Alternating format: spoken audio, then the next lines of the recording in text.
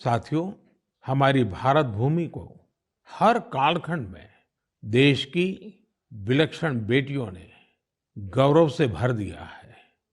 सावित्रीबाई फुले जी और रानी वेलु नाचियार जी देश की ऐसी ही दो विभूतियां हैं। उनका व्यक्तित्व ऐसे प्रकाश स्तंभ की तरह है जो हर युग में नारी शक्ति को आगे बढ़ाने का मार्ग दिखाता रहेगा। आज से कुछ ही दिनों बाद 3 जनवरी को हम सभी इन दोनों की जन्म जयंती मनाएंगे। सावित्रीबाई फुले जी का नाम आते ही सबसे पहले शिक्षा और समाज सुधार के क्षेत्र में उनका योगदान हमारे सामने आता है। वे हमेशा महिलाओं और वंचितों की शिक्षा के लिए जोरदार तरीके से आवाज उठाती रही। वे अपने समय से बहुत आगे थी और उन गलत प्रथाओं के विरोध में हमेशा मुखर रही। शिक्षा से समाज के सशक्तिकरण पर उनका गहरा विश्वास था। महात्मा फुले जी के साथ मिलकर उन्होंने बेटियों के लिए कई स्कूल शुरू किए। उनकी कविताएं लोगों में जागरूकता बढ़ाने और आत्मविश्वास भरने वाली होती थी।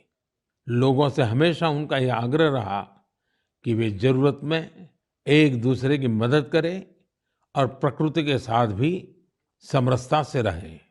वे कितनी दयालु थी, इसे शब्दों में नहीं समेटा जा सकता।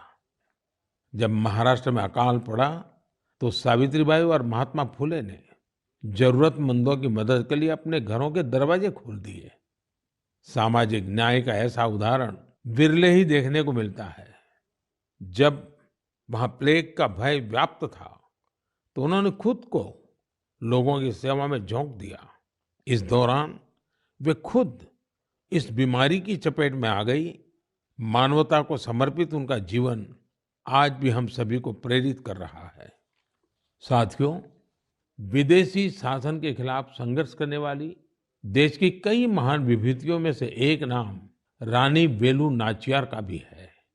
तमिलनाडु के मेरे भाई बहन आज भी उन्हें वीरा मंगई यानी वीर नारी के नाम से याद करते हैं। अंग्रेजों के खिलाफ रानी वेलु नाचियार जिस बहादुरी से लड़ी और जो पराक्रम दिखाया वो बहुत ही प्रेरित करने वाला है। अंग्रेजों ने शिवगंगा साम्राज्य पर हमले के दौरान उनके पति की हत्या कर दी थी, जो वहां के राजा थे।